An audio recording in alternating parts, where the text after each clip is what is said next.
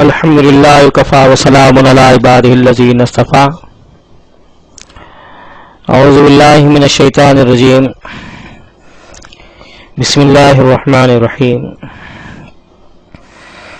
یریدون لیطفئوا نور اللہ بافواہہم واللہ متم نورہ ولو کرہ الکافرون. هو الذی ارسل رسولہ بالہدی ودین الحق لیظہرہ علی الدین کلہ ولو کرہ المشرکون. صدق اللہ العظیم. تمام تعریف اللہ رب العالمین کے لیے ہے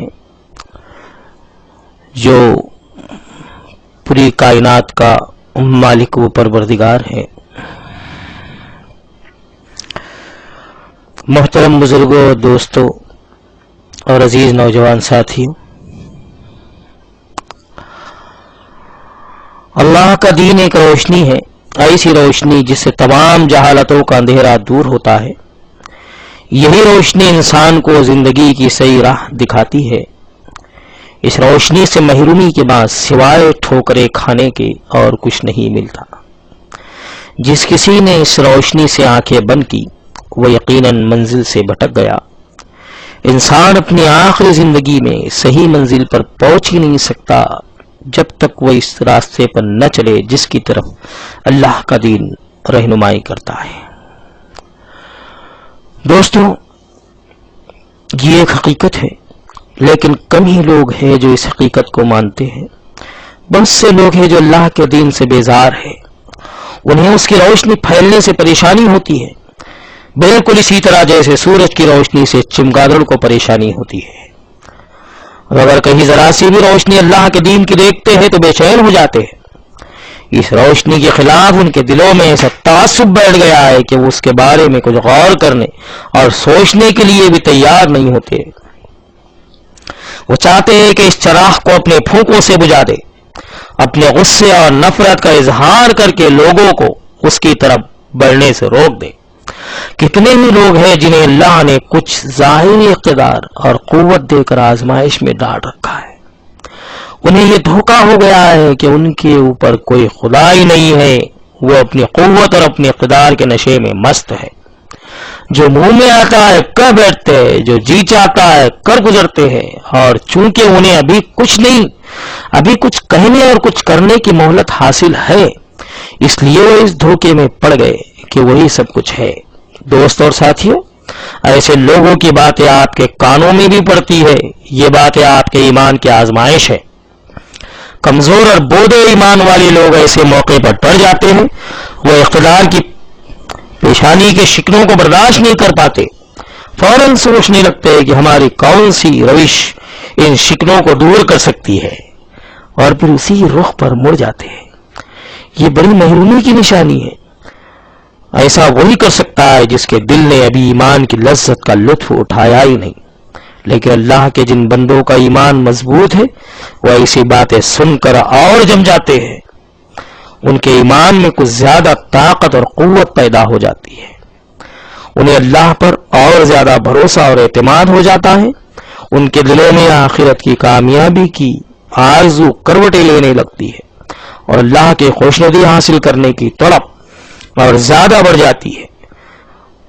وہ ہر گرم اور سرد کا مقابلہ کرنے کے لیے تیار ہو جاتے ہیں. مصلحتیں اور اندیشے ان کے سامنے بھی آتے ہیں.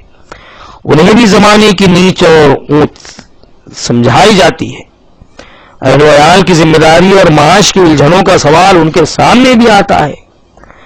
لیکن وہ صاف کہہ دیتے ہیں کہ آخر ہمارا جرم بتاؤ کیا ہے. وہ کون سا غلط کام ہے جو ہم نے اختیار کیا ہے اور جسے چھوڑ کر ہم لوگوں کی خوشنودی حاصل کرنے کی فکر کریں. کیا یہ جرم ہے کہ ہم ایک اللہ کو اپنا آقا مانیں؟ کیا یہ جرم ہے کہ ہم صرف اللہ کی اطاعت کو قبول کریں اور اس کے خلاف ہر اطاعت سے منہ موڑ لیں؟ کیا یہ جرم ہے کہ ہم اس زندگی سے زیادہ اس آنے والی زندگی کی فکر کریں جو ہمیشہ رہنے والی ہے؟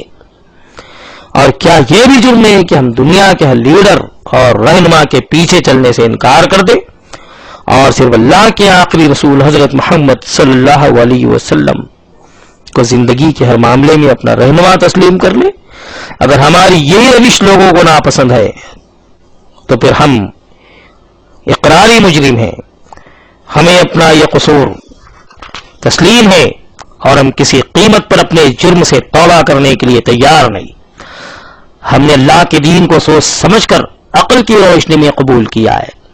ہم اس سودے بازی کے لیے تیار نہیں ہیں کہ کچھ کام تمہاری خوشی کے لیے کر لے اور کچھ کو اللہ کی خوشی کے لیے کرتے. نہیں، اللہ کا دین تو پوری زندگی کا دین ہے. ہمیں تو حکم ہی یہ ملا ہے کہ اسلام میں پورے کے پورے داخل ہو جاؤ. اللہ کا شکر ہے کہ ہم نے یہی فیصلہ کیا ہے کہ پورے کے پورے اسلام میں داخل ہو کر رہیں گے. یا ایھا الذین آمنوا ادخلوا فی السلم کافہ. دوستو اور ساتھیو، اللہ کا شکر ہے کہ ہم نے یہی فیصلہ کیا ہے کہ پورے کے پورے اسلام میں داخل ہو کر رہیں گے. جہاں تک بن پڑے گا کوئی کام اللہ کی مرضی کے خلاف نہیں کریں گے. ہمارا جینا اور ہمارا مرنا سب کچھ اللہ کے لیے ہوگا، کیونکہ اس کے بغیر ہم اس ہمیشہ رہنے والی زندگی میں کامیابی حاصل نہیں کر سکتے. بھائی اور دوستو، ایمان کی یہ کیفیت اللہ کی سب سے بڑی نعمت ہے. جس دل نے اس قسم کے ایمان کی لذت پالی اس نے سب کچھ پا لیا. ایمان کی یہی وہ روشنی ہے جسے کوئی نہیں بجھا سکتا. اللہ تعالیٰ کا وعدہ ہے کہ وہ اس روشنی کو اور زیادہ چمکائے گا، اس کی چمک کو پوری طرح پھیلائے گا، چاہے کافر اس کو دیکھ کر کتنا ہی ناپسند کرے. اس کے پھیلنے اور بڑھنے کا مدار ان کی پسند اور ناپسند پر نہیں، بلکہ اس کا مدار اہل ایمان کی قوت ایمانی پر ہے. اللہ کی مدد شامل حال رہے گی. دوستو اور ساتھیو، اللہ کا دین دنیا میں مغلوب بن کر رہنے کے لیے نہیں آیا ہے. اللہ تعالیٰ نے اپنے رسول حضرت محمد مصطفیٰ صلی اللہ علیہ وسلم کو دنیا میں بھیجا. آپ کے ذریعے دنیا کو آخری ہدایت ملی جو زندگی کے تمام گوشوں پر حاوی ہے.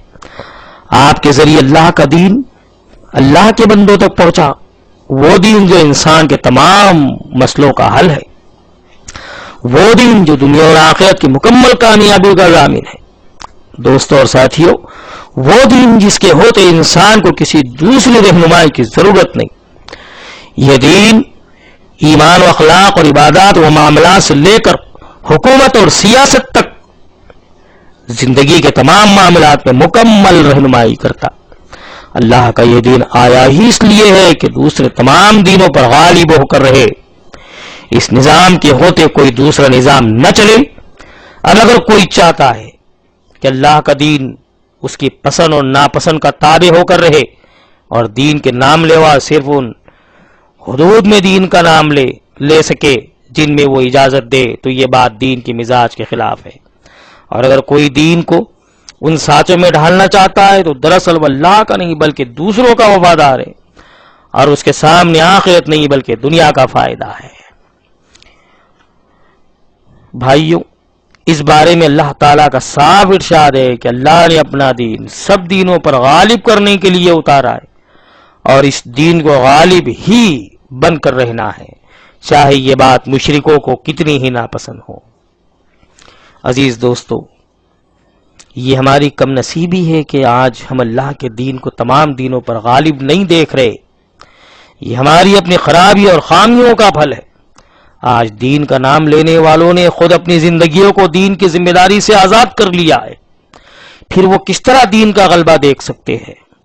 اب تو ہم میں سے ہر شخص کو جسے دین عزیز ہے خود یہ فیصلہ کرنا چاہیے کہ وہ اپنی زندگی کی حد تک دین کو غالب رکھے گا، اس کے لیے کوشش کرے گا. خدا کے دین کو غالب کرنے کے لیے جدوجہد کرنا، کوشش کرنا، یہ ایک مسلمان کی زندگی کا مقصد ہے. جانتے بوجھتے کوئی ایسا کام نہ کرے گا جو اللہ کے دین کی ہدایات کے خلاف ہو، اور اس بات کی ہرگز پرواہ نہیں کرے گا کہ اس طرح دین کے ساتھ اس کا تعلق کس کو پسند ہے اور کس کو ناپسند. مومن کے سامنے صرف اللہ کی پسند اور ناپسند رہنا چاہیے. دوسروں کی پسند اور ناپسند سے اسے کیا لینا اور کیا دینا ہے؟ اسے تو کوشش یہ کرنی چاہیے کہ بس میں اپنے پروردگار کو خوش کروں، چاہے دوسرے ناراض ہو جائے، مجھے اس کی کوئی پرواہ نہیں. اگر میرا رب مجھ سے راضی ہو جاتا ہے تو آخرت میں میرا بیڑا پار ہو جاتا ہے. دوستو اور ساتھیوں، ہم جو کچھ بھی نیک عمل کرتے ہیں اسی لیے تو کرتے ہیں کہ ہمارا پروردگار ہم سے خوش ہو جائے، ہم سے راضی ہو جائے. اور کل قیامت کے روز ہمیں جنت میں جگہ دے۔ ایک مسلمان کی زندگی کا آخری مقصد یہی ہے، اس کی زندگی کا مقصد ہی ہے کہ وہ آخرت میں کامیاب ہو جائے۔ وہ اسی لیے دنیا کے اندر محنت کرتا ہے، کوشش کرتا ہے خدا کو خوش کرنے کی، اس کی اطاعت کرتا ہے، اس کی وفاداری کرتا ہے، اس کی بندگی کرتا ہے، اس کے دین کو غالب کرنے کی کوشش کرتا ہے۔ دوستو اور ساتھیو، اللہ سے دعا کریے کہ اللہ تعالی ہمیں اس بات کی طاقت دے، ہمت دے، قوت دے کہ ہم تیرے دین کو غالب کرنے کے لیے کوشش کریں۔ جتنی کوشش ہمارے بس بھر میں ہوں، اللہ تعالی ہمیں توفیق دے کہ ہم اتنی اس کے دین کی خاطر لگا دیں۔ اللہ تعالی ہمیں عمل کی توفیق عطا فرمائے۔ بارک اللہ لی ولکم فی القرآن العظیم۔ صدق اللہ العظیم۔